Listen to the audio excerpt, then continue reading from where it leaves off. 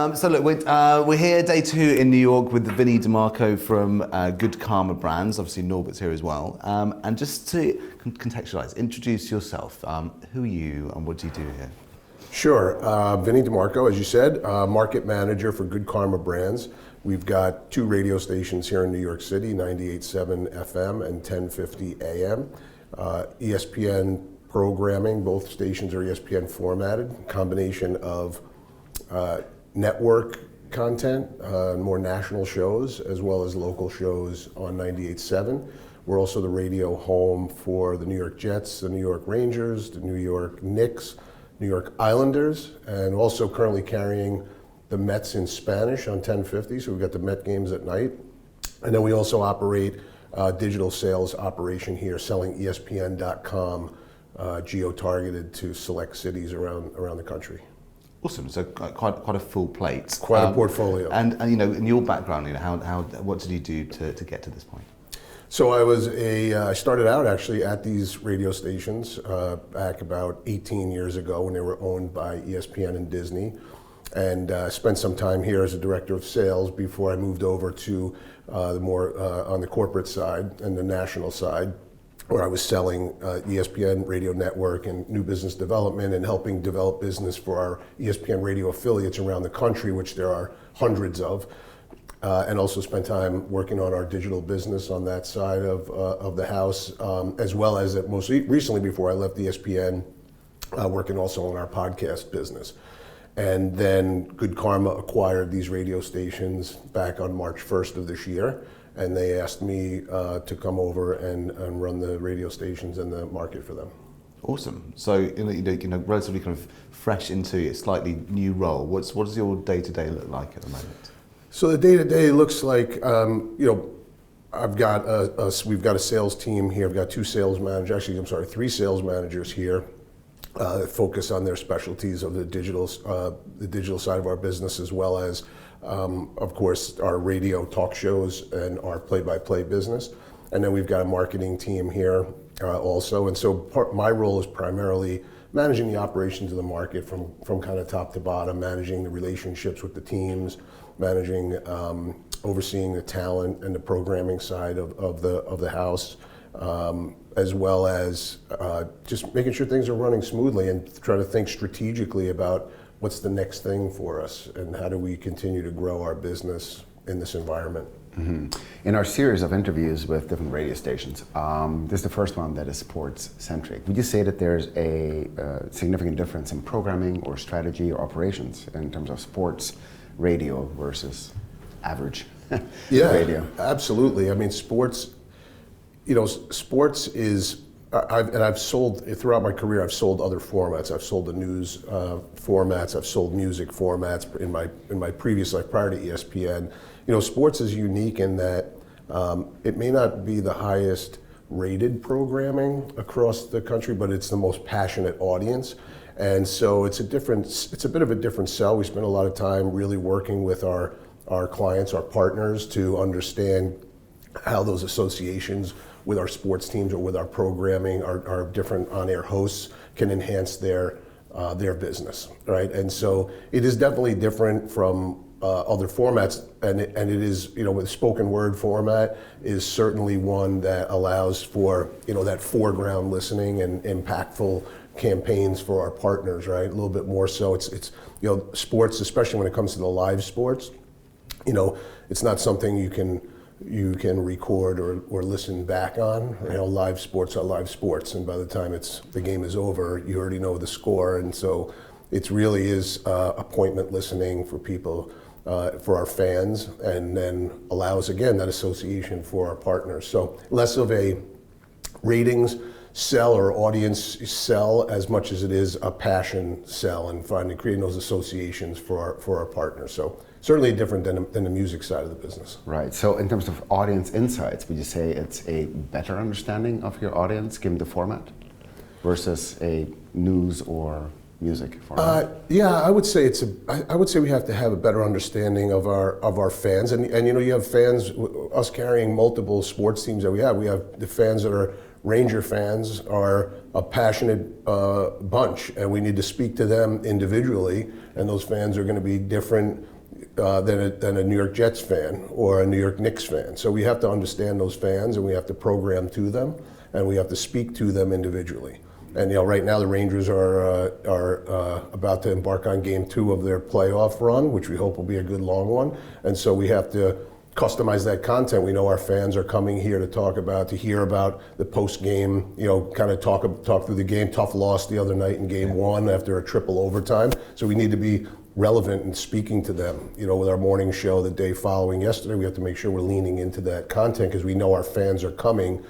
Whether the team wins or loses, those fans want to come and talk about it. And sometimes it's actually, they want to talk more about it in a loss than they do in a win. So we have to be able to just speak to that and customize that content. So that means you also have a closer relationship to your advertisers because you understand your fans better. Would you say that as? Yes, I would say that's absolutely the case. I mean, we have, in most cases, we have direct relationships with our clients directly, right? Yes, we'll work through their ad agencies for sure, who are getting involved in just kind of doing the paperwork of the buys and things like that. And we have tremendous relationships inside those ad agencies, but the partners are the ones that we have to work closely with to customize their messaging inside of whatever content they're inside of, whether it's a Rangers partner who's also investing in our talk radio shows and working with them to customize and understand what they're trying to achieve with that team association that we've helped them to create. And then how do you get to kind of understand the kind of your audience base? And do you have any kind of two-way communication with them? Are you kind of growing the social channels to listen to what they're asking for you? We are. We're actually, we need to get better at some of our social media. Some of our social media, we have to get a little bit better at it. We're working on that and focusing on that. So yeah, we do have to understand those fans, and social media is a great way to do that.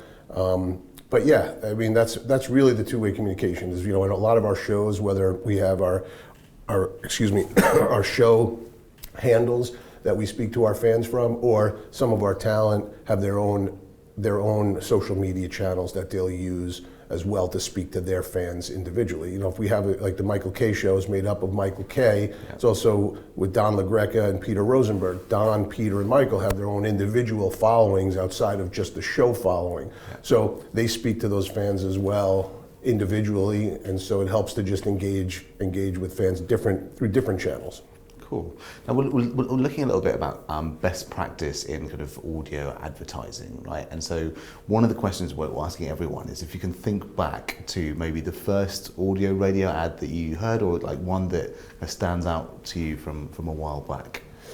Yeah, I think the catchy jingles will always work. Radio has always traditionally been a frequency medium, so the more you can get that message heard, and we've always heard the metric of making sure there's a call to action in that messaging, right? And so I think the combination of something that's catchy and being heard frequently, and with a very clear messaging on how consumers can react and what that call to action has to be there. And so we try to work with our clients and consult them in terms of best practice as we're helping them write their radio copy. We do a lot of pre-recorded commercials that come from production houses. We also do a lot of live read commercials. Okay. Our talent, doing those live reads, you create not only the association with ESPN New York, but you create that association with that individual talent. Yeah. And so we find those to be really powerful, and we'll work with our clients directly to help them to really design the right creative, not only for their brand, but for the host that's maybe doing those reads, and understanding that host and kind of what makes them tick, so that creative can really be customized for their brand and for the host that's actually reading them. So how do you frame up the efficacy of a campaign in this scenario? How do you measure success? Sure. Well, our clients and partners will tell us often how their ads are performing, right? And different brands have different metrics, of course, right? We all want to pay attention to what those KPIs and understand them up front, what exactly the brand is using as a measurement. Some of our partners are just looking for that branding association, and those are a little bit tougher to measure on the radio side, versus someone who's more of a direct response based partner and is actually measuring phone calls or measuring website traffic. We've used some outside third-party analytics companies previously that have, figured out ways to create some type of a metric of looking at web traffic within a certain window of when spots air. We share our log times with them and things like that. So it really depends on the advertiser and what the goal is of the campaign. But most of the time, our partners will let us know how we're doing. If it worked. If it works. I mean, ultimately, it's bringing customers to their business and them making more money, and that's how they determine success. Now, obviously, we are a big proponent of actionable advertising. That you can talk back to using your smart speaker, and obviously that gives another layer of insight in the moment. How important do you think that kind of engagement and insight is going to be moving forward on smart speakers? I think it's incredible. I mean, I think that the smart speaker has really opened up a new channel for audio specifically. Terrestrial audio has always been our bread and butter, right? But we've seen more people. We actually just recently launched our own app about a week ago,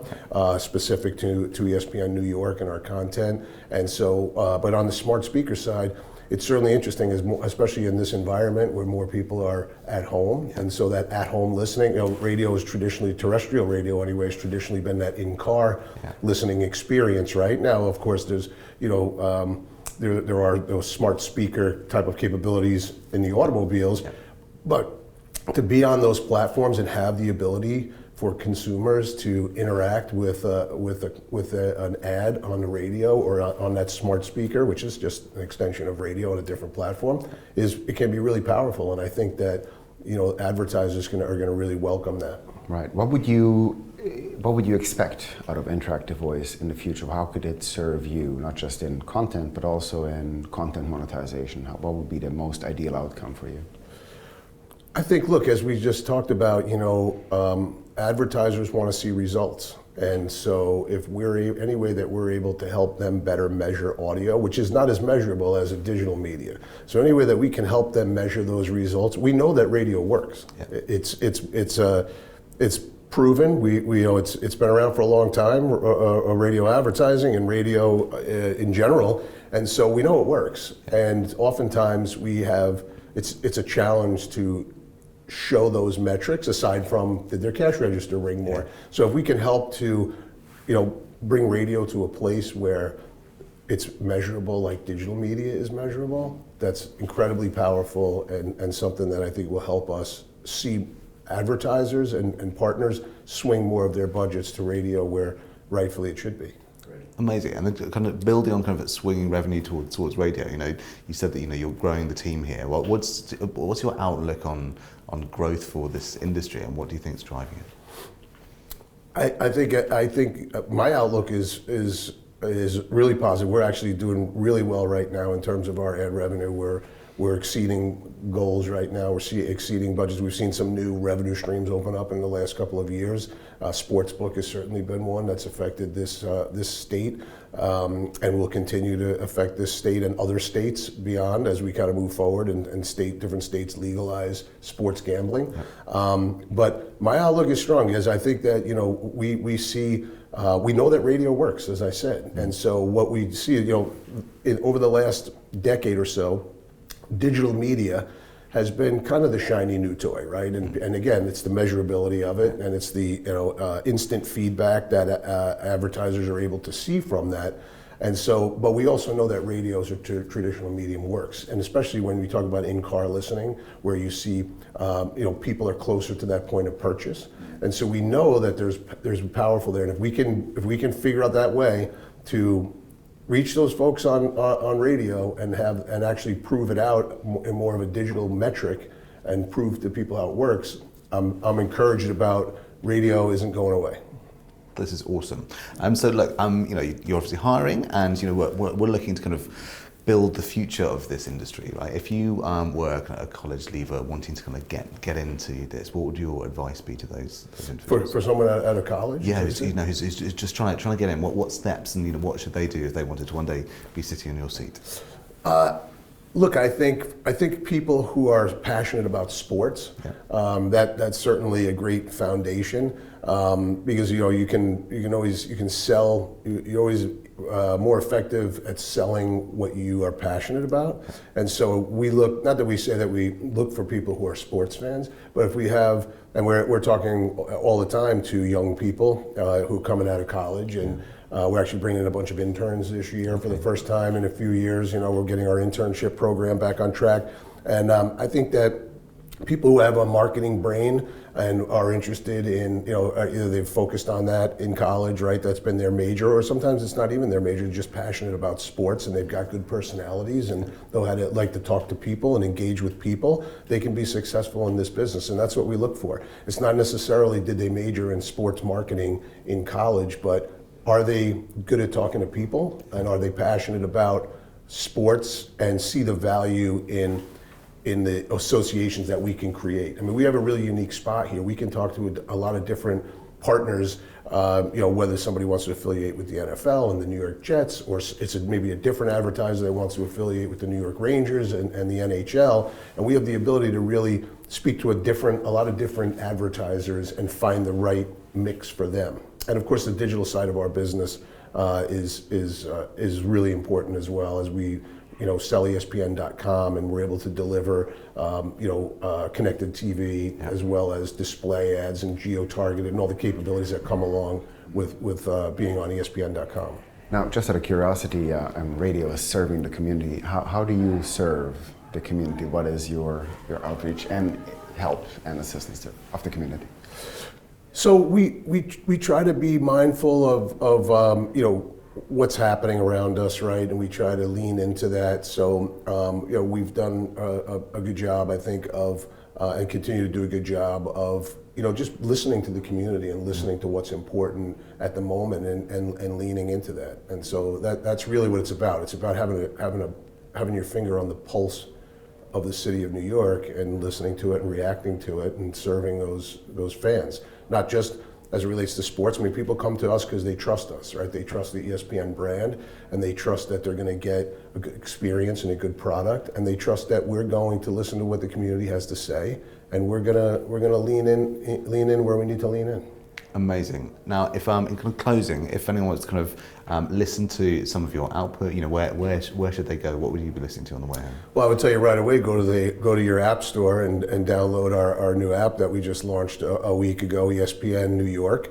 That's certainly our attempt to make it easier for fans to get our product no matter where they are. Yeah. But certainly 98.7 FM on the terrestrial side. That's our bread and butter, and certainly if you want to hear any of our games, including tonight's New York Rangers versus Penguins, Pittsburgh Penguins, you can tune into 98.7, and those are our two main focuses right now. And of course, 1050 on the AM dial is the other place where you can get a combination of our network programming and Mets in Spanish. If you're a Met fan and you speak Spanish and you want to hear the game in Spanish, you can listen there.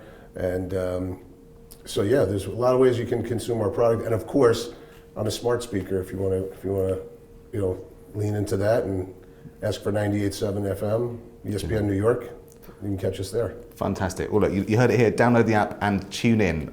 Vinny, thanks so much for carving out some time for us today. Sure. Really appreciate it. Thank you guys. Appreciate the time. Thank you.